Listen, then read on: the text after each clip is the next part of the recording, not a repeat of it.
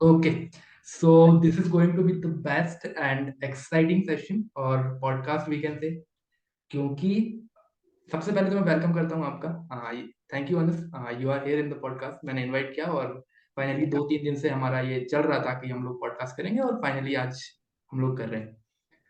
सो अभी मैंने 4-5 लोगों के साथ किया है, उसमें सबसे यंगेस्ट पर्सन अभी आप आ रहे हो इस पॉडकास्ट, तो मैं बहुत ही एक्साइटेड भी हूँ और थोड़ा सा प्रिपेयर करके भी आ रहा हूँ कि मुझे थोड़ा ध्यान देना पड़ेगा पर मेरी कम्युनिकेशन पर, क्योंकि मैं एक youngest we can say public speaker से कन्वर्सेशन करने वाला हूँ।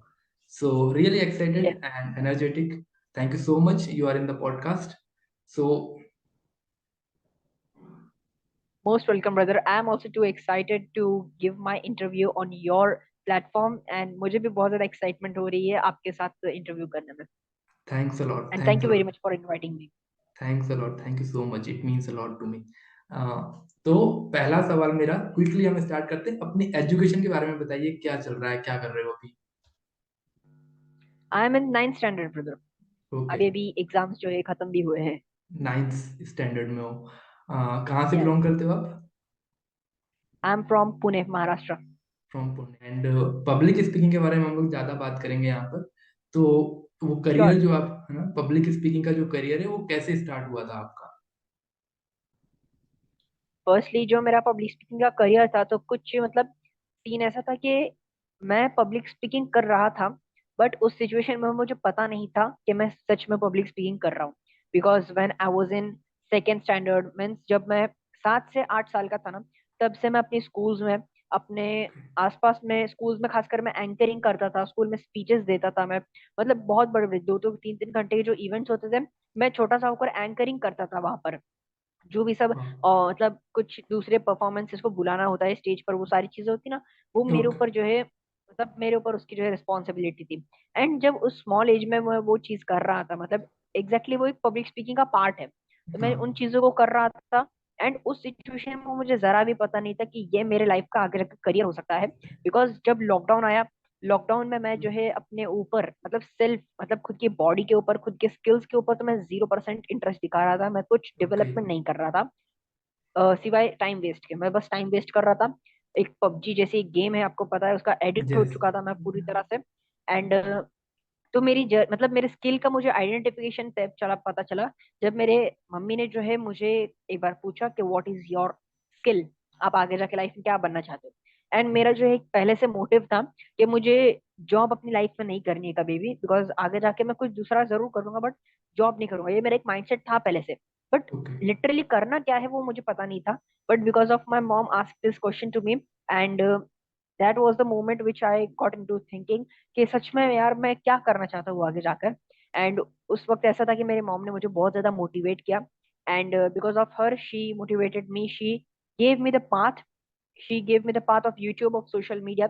I can think that in my area she is the only mother who tells his son that you should go on social media and yes, should provide value. Because आज मैं देखता हूँ कि कई सारे दूसरे पेरेंट्स हैं जो कि मतलब कुछ दूसरे स्किल्स में जिनका बच्चों का पैशन जिसमें होता है उसके अंदर वो लोग इंटरेस्ट नहीं दिखाते, अपना ही जो ड्रीम होता है उसके पीछे. बट मेरी जो मम्मी है, मैं बहुत ज्यादा ब्लेस्ड भी फील करता हूँ इस चीज के लिए. सो उस वक्त जो है मुझे पता चला कि मैं जो है इतने छोटी एज से पब्लिक स्पीकिंग करता हूँ, तो मैं लॉकडाउन में यूट्यूब के जरिए लोगों को ये स्किल सिखा कर जो है अपनी स्किल को कंटिन्यू कर सकता हूँ, अपने पैशन को आगे लेकर जा सकता हूँ. And that's how I choose public speaking. Okay, okay. तो अभी मैं, आप सोशल मीडिया में किस तरह से कंट्रीब्यूट करते हैं, मतलब अपनी ऑडियंस को क्या कंटेंट होता है, किस टाइप की वैल्यू प्रोवाइड कर रहे हैं? फर्स्टली मतलब पहले जब मैंने स्टार्ट किया था तब मेरा ज्यादा से ज्यादा जो ये मतलब मैंने स्टार्ट किया था, मैं शॉर्ट वीडियो से मैंने स्टार्ट किया था. मैंने पहली शॉर्ट वीडियो जो है कोई सॉन्ग के ऊपर रील्स डांस की वगैरह नहीं बनाए थे मैंने. मैंने जो है बनाया था मोटिवेशनल शायरी के ऊपर. एक मोटिवेशनल ओके, शायरी थे, मैंने उसके ऊपर जो शॉर्ट वीडियो बनाई थी. फिर उसके बाद जब यूट्यूब चैनल ओपन किया तो उसके ऊपर मोटिवेशनल वीडियोस का जो है मैंने ज्यादा से ज्यादा उसके ऊपर फोकस किया, मोटिवेशनल वीडियोस.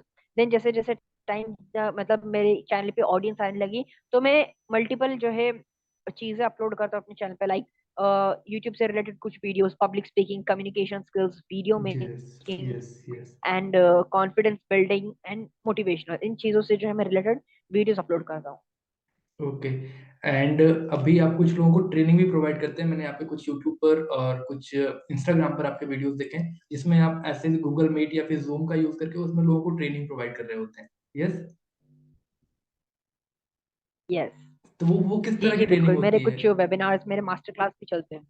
ओके। तो देखिए, मेरे कुछ 2 आवर्स के webinar, three three three days के मास्टर क्लासेस होते हैं, जिसमें मैं मल्टीपल लोगों को जो है टारगेट करके उन्हें अपनी तरफ बुलाकर उन्हें ट्रेनिंग देता हूँ, उन्हें जो है सिखाता हूँ। 1-to-1 कंसल्टेशन कॉल भी मैं लेता हूँ, फ्री में लेता हूँ। एंड मेरी 1-to-1 मेंटोरशिप भी कई सारे लोग ले चुके हैं, जिससे कि मैं उन्हें सिखाता हूँ, मतलब अपने तरफ से अपनी स्किल को लोगों तक पहुंचाना कैसे है, अपने स्किल को आइडेंटिफाई करके अपनी लाइफ में कैसे आगे ग्रो करना है। मैं इन चीजों के ऊपर लोगों को जो है ट्रेन करता हूँ। एंड मैंने अभी आपका एक वीडियो देखा इंस्टाग्राम पर ये सेशन के पहले ही, जिसमें आपने लाइक इंटरनेशनल पब्लिक स्पीकिंग का कॉन्टेस्ट था, आई थिंक 2021 में, वो आपने विन किया था, या सेकंड रनर अप आप उसमें रहे थे। यस। जी बिल्कुल। तो वो मोमेंट कैसा था आपके लिए, वो जर्नी कैसी थी? फर्स्टली वो था हरियाणा में जो है ऑथर शेरी सर जो है, मैं कहता हूँ कि पूरे इंडिया में ऑथर शेरी सर की अकेले की एक पब्लिक स्पीकिंग इंस्टीट्यूट है। मतलब ओके। कि ऑफलाइन जो है वो सर इतने मतलब हम्बल है, मैं जब उनसे पर्सनली मिला तो I can say he is one of my best mentors. And उन्होंने उनसे मुझे काफी सारी चीजें सीखने को भी मिली। तो उन्होंने जब वो बड़ा इवेंट रखा था, public speaking international public speaking championship 2021, तो मैंने एक चीज गौर करी थी कि जब मैं वहां पर गया, जब वो पूरे माहौल उस एनवायरनमेंट में जब मैं एंट्री किया, तब मैंने देखा कि कोई भी पार्टिसिपेंट मेरे एज का नहीं था। यस। मेरे एज का नहीं था पार्टिसिपेंट, जो जो भी थे मेरे से बड़े थे। स्पेशली मैं कहता हूँ कि 30 अबोव थे कई सारे लोग, okay. Majority of the people 30 above थे पार्टिसिपेंट्स। एंड कई सारे लोग यूके, ऑस्ट्रेलिया, मतलब out of country, because it was international championship. Yes. So out of country से भी लोगों ने पार्टिसिपेट किया था। But the thing which got me the second runner up award was that I was not giving up. मैंने ये बिल्कुल भी नहीं सोचा कि मैं कैसे कर पाऊंगा, है ना। 1% तो भी इंसान के माइंड में आता है कि यार इतने बड़े बड़े लोग हैं with experience. Public speaking is all about sharing our experience sharing which your is which experience. Can be helpful to audience. So इतने सारे लोग विद अलग अलग एक्सपीरियंस के साथ साथ, तो क्या ये सारे लोग जो है मेरे से अच्छा परफॉर्म कर पाएंगे? मैंने इन चीज के बारे में नहीं सोचा, मैंने अपने खुद का बेस्ट देने का जो है ट्राई किया। एंड जब मैं स्टेज के ऊपर मेरा नाम जब उन्होंने अनाउंस किया that Mohammad Anas is the second runner up award winner, तो मैं वहां पर गया। मेरे लिए बहुत चेंजिंग मोमेंट था। दिल्ली भी उस बहाने मैंने बहुत अच्छी तरह से एक्सप्लोर भी किया था। ओके। एंड उसमें जो मैंने आपकी पूरी स्पीच, 7 से 8 मिनट की वो स्पीच रही है आपकी, यस, जो मैंने यस। वीडियो देखा है उसमें, तो वो आपने कैसे प्रिपेयर की थी? आपने उसमें पूरा इंग्लिश में वहां पर आपने स्पीच दी हुई है, एंड वो कैसे प्रिपेयर किया? वो कॉन्फिडेंस कैसे आया आपको? और ऑडियंस भी बहुत ही यंग लोग और बहुत ही वेल ट्रेन्ड लोग जो आपको जज कर सकते हैं, और जो पहले से बहुत ज्यादा एक्सपीरियंस है, ऐसे लोग भी वहां पर थे, तो वो कैसे कॉन्फिडेंस आया यस। आपको? Firstly it is all about practice. मैंने प्रैक्टिस की। अब दो तरह की प्रैक्टिस होती है, एक हमारी टॉक की जो हम बोलने वाले होते हैं उस चीज की प्रैक्टिस, दूसरा होता है कॉन्फिडेंस की प्रैक्टिस, स्टेज की प्रैक्टिस, उस सिचुएशन की प्रैक्टिस। क्योंकि जब इंसान स्टेज के ऊपर चढ़ता है तो उसका एक सिचुएशन एंड उसकी पूरी बॉडी बॉडी लैंग्वेज चेंज हो जाती है, पूरी तरह से कन्वर्ट हो जाता है। तो वो जो सिचुएशन थी उसकी प्रैक्टिस होना बहुत ज्यादा जरूरी थी, विच आई डिड।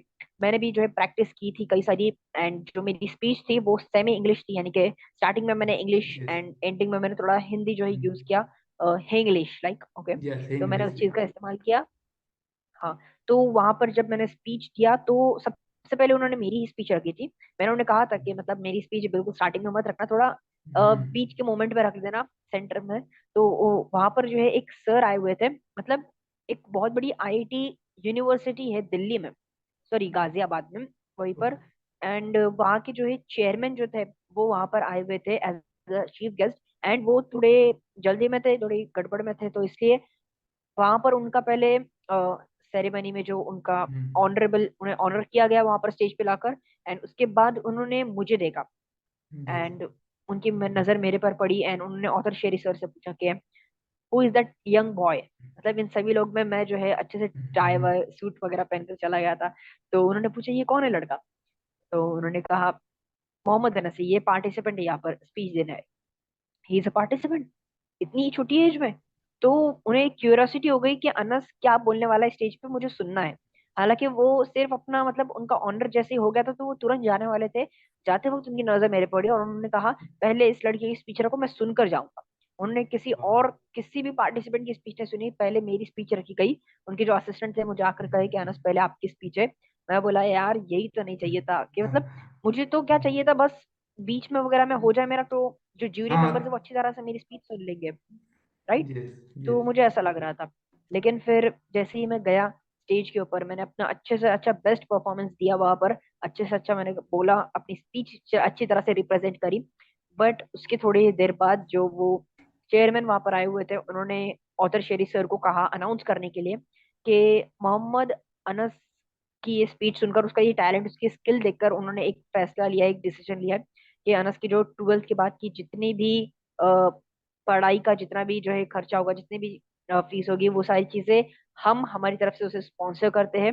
एंड उसे जितना भी वाह। अपनी लाइफ में पढ़ना होगा, आगे जितना भी अपनी लाइफ में सीखना होगा, लर्निंग करना होगा, वो हमारी इंस्टीट्यूट में आके, हमारी यूनिवर्सिटी में आके आसानी तरीके से लर्न कर सकता है।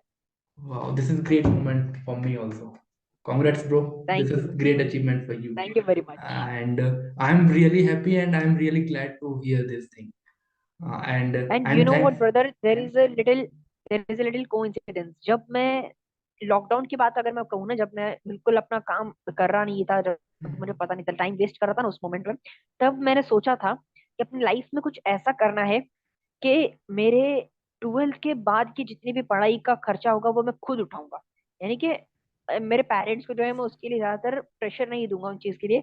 एंड इसी स्किल की वजह से वो जो मेरा ड्रीम था बहुत सालों पहले, वो जो मेरा ड्रीम था वो मेरी स्किल की वजह से ही Yes. जो है पूरा हो पाया है। तो ये चीज मुझे तभी याद आई। Okay, this is great. I'm great. I'm also inspiring from you.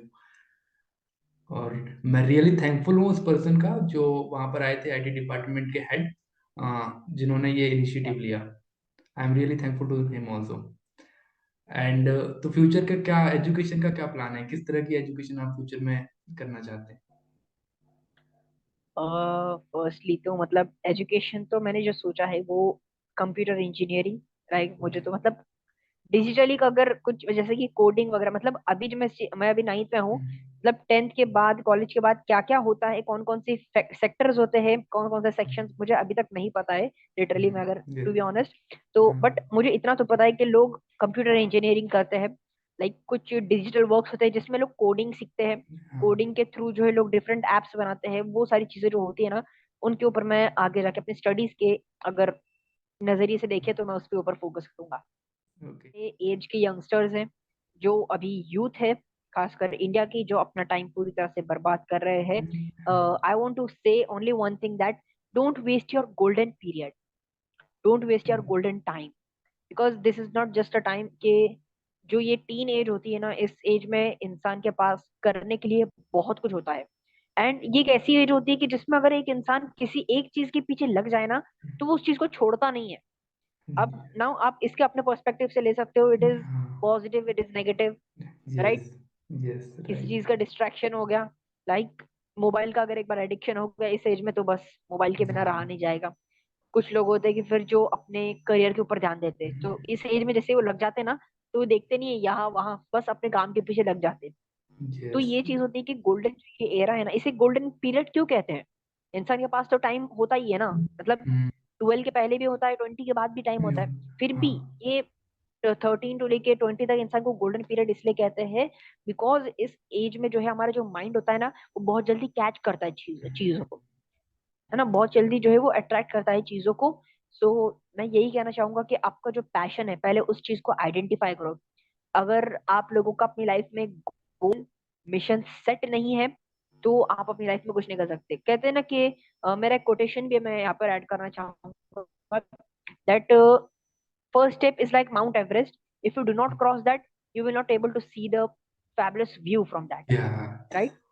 Yes. True. पहला जो ट्रू। इंसान का स्टेप होता है, वो भले ही इंसान को पहला जो कदम होता है ना, वो इंसान को माउंट एवरेस्ट जितना बड़ा दिखता है, लेकिन जब तक हम पहला कदम नहीं पार करेंगे ना, तब तक हमें आगे का व्यू नजर नहीं आएगा। तो यस। इसलिए आपका पहला पहला जो पॉइंट, पहला मिशन, पहला स्टेप वो होना चाहिए कि आप अपना मिशन सेट करो, गोल सेट करो। एंड गोल के बाद आप उसके पीछे धीरे धीरे काम करने लग जाओ, and I can say that you will see the immense result. This would I would like to say. Okay so much Anas, आपने इतना प्रीसियस टाइम दिया है अपना पॉडकास्ट के लिए, and I am really thankful to you कि Most आप welcome. हमारे पॉडकास्ट में आए और इतनी अच्छी लर्निंग आपके यंगस्टर्स फ्रेंड्स या फिर लोगों के लिए जो आपने कंटेंट दिया है। Thanks a lot and it means a lot to me. Most welcome, brother, for inviting me.